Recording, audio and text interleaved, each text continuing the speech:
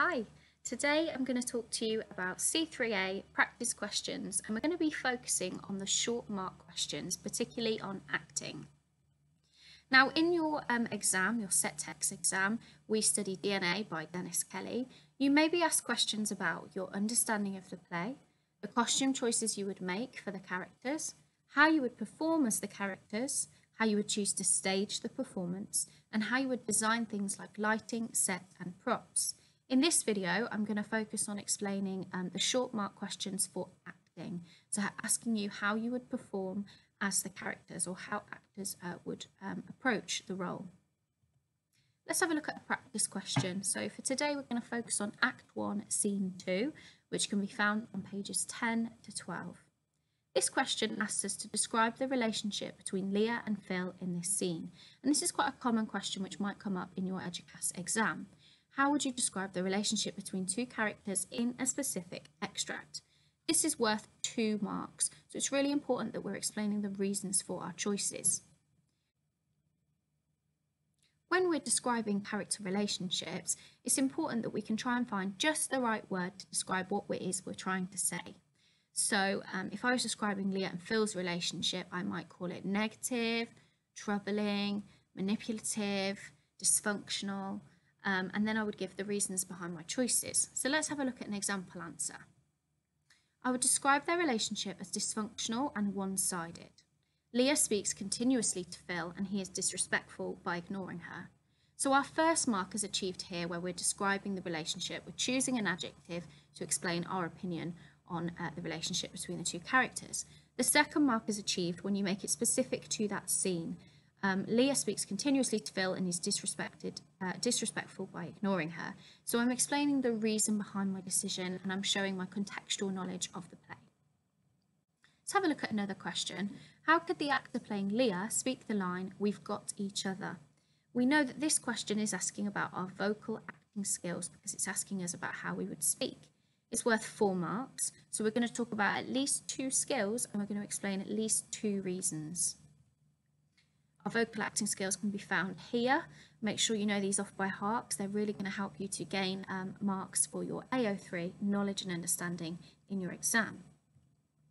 For my practice question here then, I have said I would use a soft, reassuring tone of voice as if Leah is talking to herself and trying to convince and comfort herself into believing that this statement is true.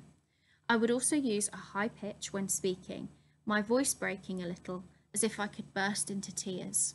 This would reveal to the audience how traumatizing I find Phil's behaviour. So I've spoken about at least 2 vocal skills there. I've spoken about tone of voice, the emotion behind my voice, and also the choice of pitch as high. I've also given 2 separate reasons for my answers. It's really important that you don't just repeat the same answer so that you're gaining full marks for the question. Next, suggest 3 ways in which Phil could use body language to indicate their reaction to Leah in this scene. This question is asking about body language, so we know we're going to refer to our physical acting skills. It's worth 6 marks, so we're going to talk about at least 3 physical acting skills and we're going to provide at least 3 separate reasons for our choices. Our physical acting skills can be found here: gait, gesture, posture, proximity, stance, facial expression and eye contact. And we want to try and describe the reasons behind our choices in detail. Because this is a 6 mark question, I'm not just going to be talking about one line, but I'm going to be talking about Phil's reaction across the whole of the extract. If I were playing the role of Phil, when Leah asks, "What are you thinking?" I could avoid eye contact with her and roll my eyes, indicating my frustration that she's about to start talking to me again. So there you've got at least 1 skill, eye contact, and we've given a reason to indicate our frustration.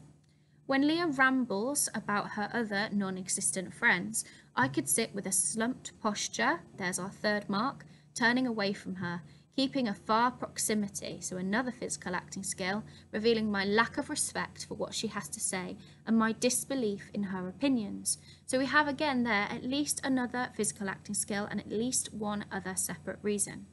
When Leah ends the speech by saying the line, "You need me as much as," I could stand up using a wide stance, maintaining direct eye contact and use a sarcastic facial expression. I would utilise a wide smile and raised eyebrows to convey that I am ridiculing Leah for her dependency on me. So we're giving not only 3 reasons and 3 physical acting skills, but we're really embedding and weaving in here what it is that we're trying to say about this character. This demonstrates a really good level of contextual knowledge of the play and also a really good understanding of drama terminology.